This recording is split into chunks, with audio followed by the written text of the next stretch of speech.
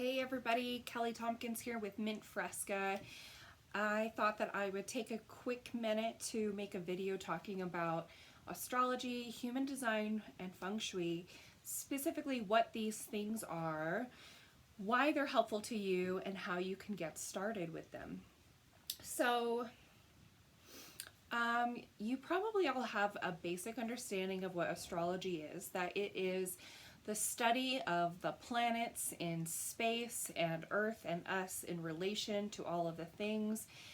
It specifically talks about repeating patterns that show up over the course of certain time periods based on, the map of the sky. So when certain celestial bodies are found in certain places, either in relation to other celestial bodies or relative to where we are on Earth, there has been a historical pattern of certain types of energies or stories or frequencies or archetypes being repeated within those circumstances. And that gives us the opportunity as humans to learn from our mistakes and to learn from the past and to leverage all of the things that humanity and people have learned that we've tracked somehow, either in the Akashic records or in books on this earth. As long as we are tracking the lessons that we've learned over the course of human history, then we can look at some of those patterns that happen in the sky and see if we can apply those lessons to our own personal present. So that's basically what astrology is. It's based on your birth time. You have to know your exact birth time and date and location for it to be especially accurate. You can rectify your birth time, so if you don't know what time you were actually born, if for some reason your parents don't have that information or you lost that information, there are experts out there, I am not one, who can look at your major life experiences, including when you've moved, when you've started jobs or relationships, or when you've lost certain things or certain things have ended, and they can go back and make a guess, an educated guess on the likelihood of when you were born. So that's pretty cool. If you don't know your birth time, you can certainly look at people who do birth chart rectification to help you try and pinpoint when you think your birth time was. That's astrology. Then, sorry, it's windy. I need to make sure all these things are settled. My window's open, there's a breeze blowing, it's beautiful today. I'm gonna try to go outside once I'm done talking about this. So, next let's talk real quickly about Feng Shui. Feng Shui is another system that was created by humans. It was created in China thousands and thousands of years ago, and it's also based on your birth date and time and location, and it gives you a way to make conscious decisions about energy flow in your space and your home and within yourself and your relationships. So you can look at the birth times of yourself and whoever it is that you're sharing space with in your house or your work, and you can use that information to inform the flow of energy. For example, I'm a yin earth dragon.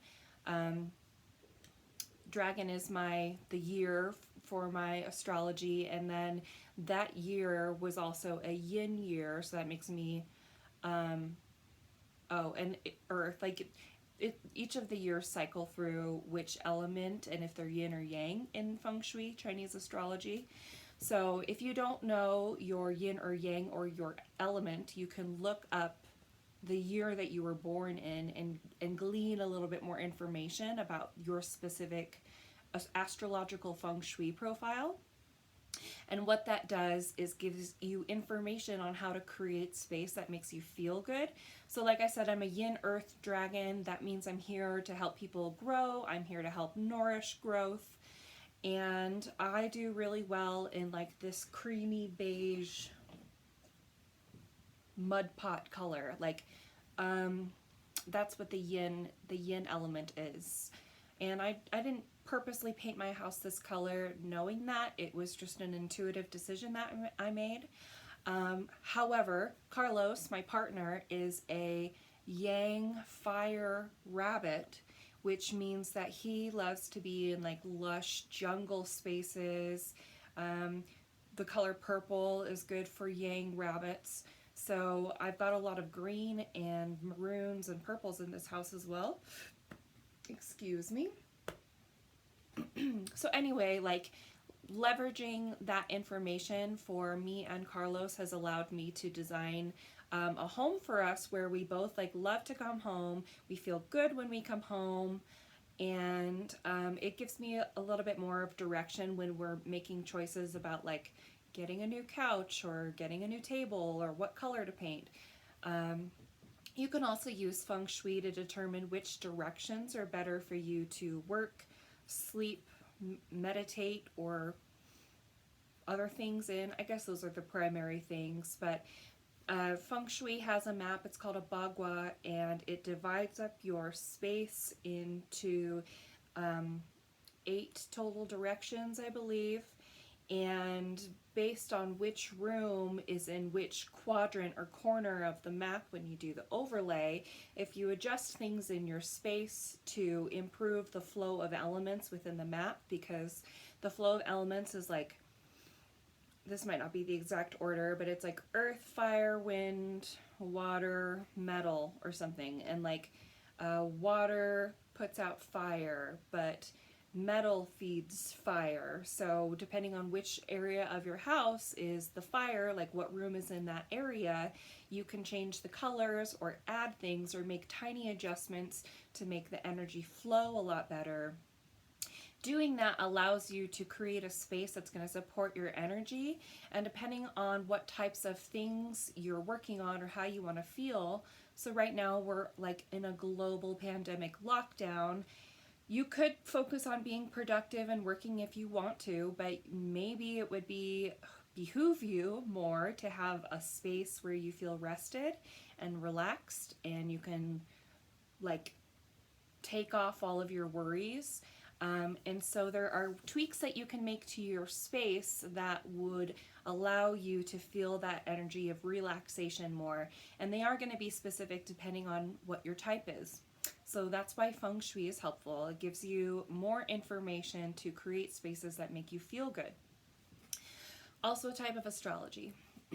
And then lastly, human design. Human design is a comprehensive system that was downloaded by this guy. His new name is Ra Uruhu. I don't know if he's alive or not. I should check on that. But he went into this like manic episode basically where for 8 days straight he was awake and like channeling these messages from his guides. And he compiled this system that is a synthesis of astrology, I Ching, the Kabbalah, something else maybe. And if you don't know what those things are, I'll try to go over them really briefly. We just talked about astrology. The Kabbalah is more of a Jewish tradition, I believe. I'm not super familiar with it, but it's another spiritual like life purpose and path direction that allows you to achieve holistic integration. Correct me if I'm wrong, please. The I Ching, whoops, oh my god, I have one right here. This is my I Ching. There's a bunch of them. It's based on a series of poems that were put together by a shamanic oral during the Chu dynasty. This should tell me. Yep, Chu tribe against the Shang dynasty. So the Shang dynasty back in China, thousands and thousands of years ago, I'm sorry, I don't remember the exact dates off the top of my head, they were the oppressive power. And a lot of these smaller tribes, like the Chu or Shu tribe, I'm so sorry that I don't know how to pronounce that correctly. Please someone tell me if you know. But they were being invaded by some of these larger groups, and when they were in these acts of war, basically the people would often go to their oracle, their like tribe's oracle, or their shaman, or I'm sorry if there's a better word that I don't know and I'm not using, and ask questions for if it was like the appropriate time to move forward, or what does the oracle speak. And the oracle is like speaking, it's a channel for the divine to come forward.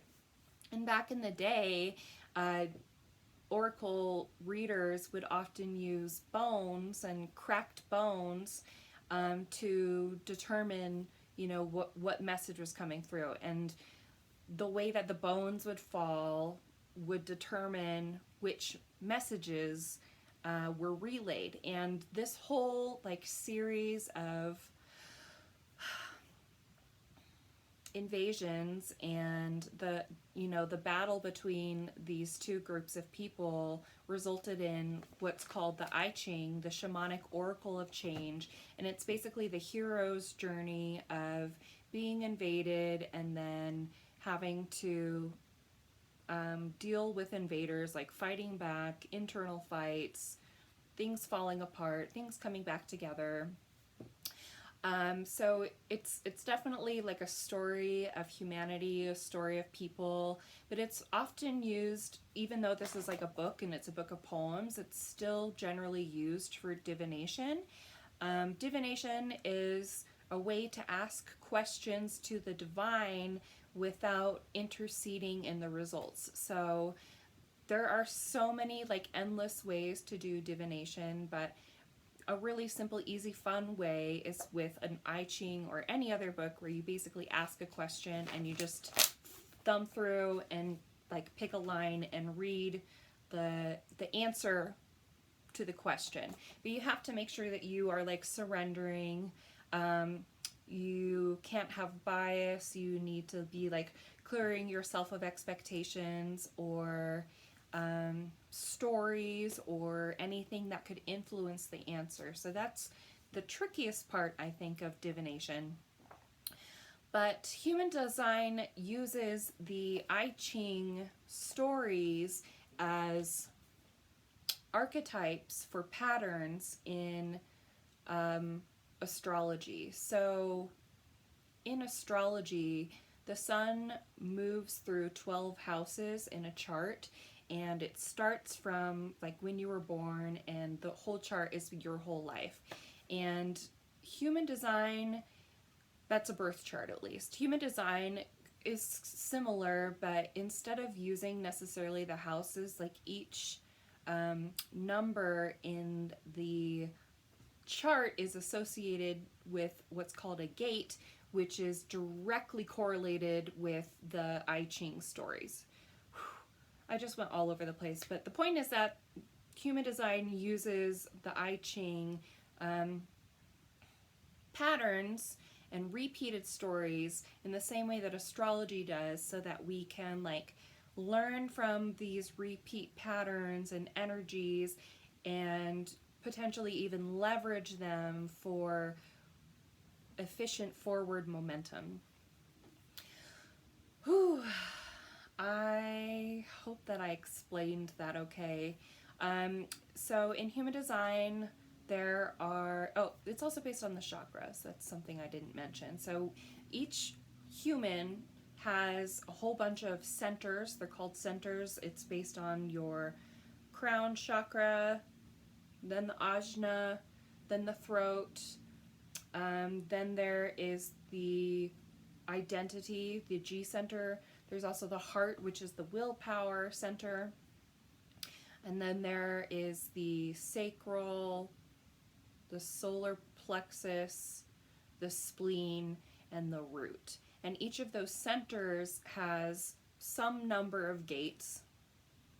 And then every person, depending on when they were born, has certain gates activated or not activated, which means that when you look at your chart, some of things are going to be colored in and other things are not. And if things are colored in, that means that you're experiencing that pattern or energy consistently in a consistent time frame or experience every time. If your chart is not colored in, that for either the lines or the centers, so if you have a lot of white or no color at all, that means that you're experiencing those archetypes and energies and stories inconsistently throughout your life.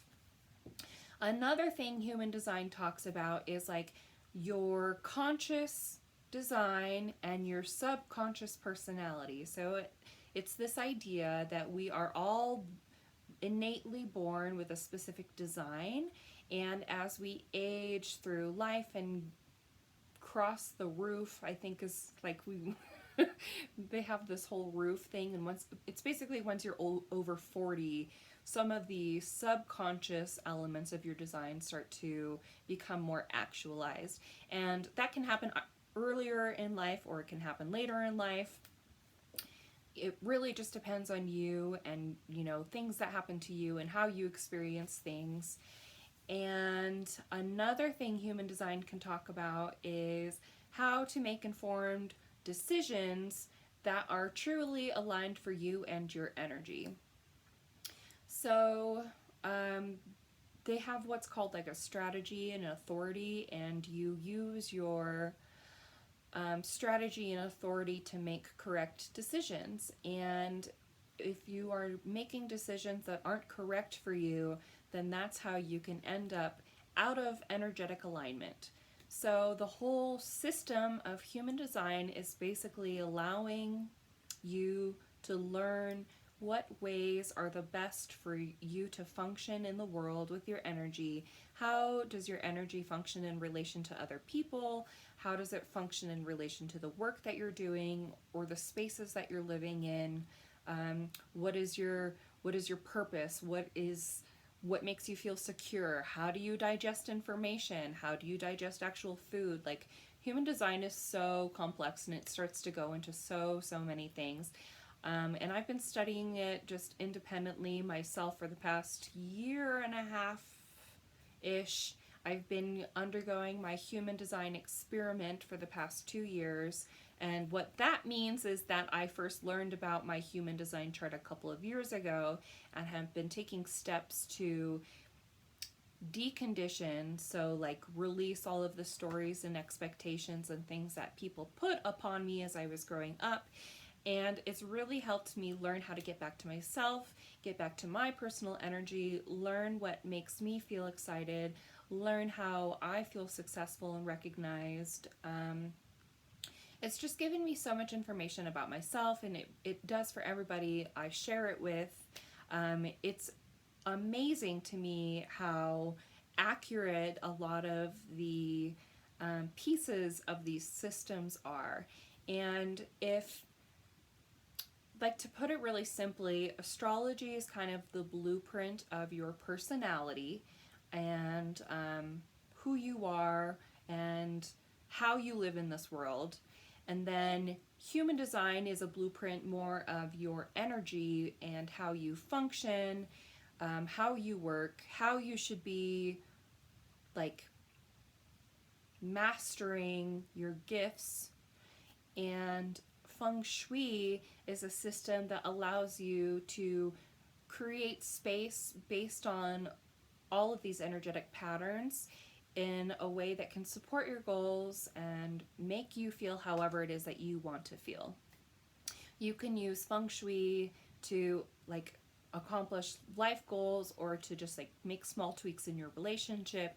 You can use human design to learn how you function best in relationships, how you do you need space to yourself? How much space do you need to yourself? How much energy or shit are you picking up from people around you in your environments? And then astrology can give you even more like details about your purpose and your gifts and things that you're naturally good at, the places where you experience challenges and you may have additional room to grow. There's just so much information that we can glean from these separate things. And I know that that's like a lot of information, but I've found that taking the time to digest and learn this stuff can give you so much like confidence and knowledge and like resources. It's a really helpful toolkit for you for knowing yourself better and what you want and how to get the most out of this one wild and precious life that we're living, especially with like the stakes that they are right now. You know, things are never going to necessarily go back to normal. We've had all these veils lifted about capitalism and who our true like valued laborers are and where the true value of work is coming from. It's coming from each of us. And honestly, the most valuable thing that we have is our energy. Our energy is such an important currency, and if you can master and honor and respect your energy and your personal energetic design and work in alignment with these things, with like the state of being that was set up for you, then you can go so far. You know, you can learn to grow through your challenges. You can learn what makes you feel nourished. You can learn what makes you feel happy. And these are all ways to get more purpose out of your life and to make more meaning out of your life. They're ways to like check out of the monotonous routine. They're ways to, if you're stuck in repeat patterns and things aren't changing, there are ways to gain more awareness and see what you can shift and how you can do things differently and, you know, start to move forward. So that's why I love these things. That's why I work with them. I've spent a lot of time like reading about all of these little systems and also practicing and implementing little tweaks with my clients and my friends and my family. And I am just like routinely in love with learning all this information and seeing how it plays out with people. I think it's so fun. And I really also believe in like our ability to create spaces that make us feel good. And if you learn how to prioritize feeling good for yourself, then you are going to be better than, what am I trying to say? Like you're going to be able to support your community better than ever. You have to fill your own cup first before you can fill the cup of others, right? You can't keep pouring from an empty cup. So I think knowing yourself and knowing how to fill your cup is a really important step to fill your cup first and then next, right? I think I covered all the things I wanted to talk about. If you would love some support in learning more of these things about yourself, I have my offer, the Yin Gateway. You can check it out at mintfresca.com/the Yin Gateway. Go to mintfresca.com and click the button if you need to. I made it easy for you. But what this offer is taking all of the information from your human design, your astrological, and your Feng Shui astrological charts, and we're going to be focusing on one room for you, whether it's your office or your bedroom or like your dining room, and we'll choose one goal in alignment with that one space. So depending on what goals you want to work toward, are they getting creative? Are they getting grounded? Is it learning more about your life path and purpose? Or is it something else that is unique and specific to you? And then we will create a space for you based on the astrology. I'll give you a list of practical tips and action steps that you can take within your space so that you don't have to like spend a bunch of money or go out and, you know, buy a whole new room. Like, we're just going to make small, practical, achievable, actionable steps to your room to help you start to flow into your goals with ease and feel however it is that you want to feel. And I just think it's a really fun and exciting offer, and if this sounds like something that interests you, please connect with me. I'll be back a little bit more, next week or sometime in the future to talk about the practical applications of human design, astrology, and Feng Shui, and then also where you can get started with learning more about your own personal charts. So if you want to learn more about those things, please stay tuned, hit the subscribe button, follow me on the social media, Instagram or Facebook at Mint Fresca. And if there's anything else I can help you with, please don't hesitate to reach out, ask me questions, let me know what you're struggling with in regards to getting to know yourself or creating a space that feels good to you. And I'll be back soon. Thanks so much. See ya.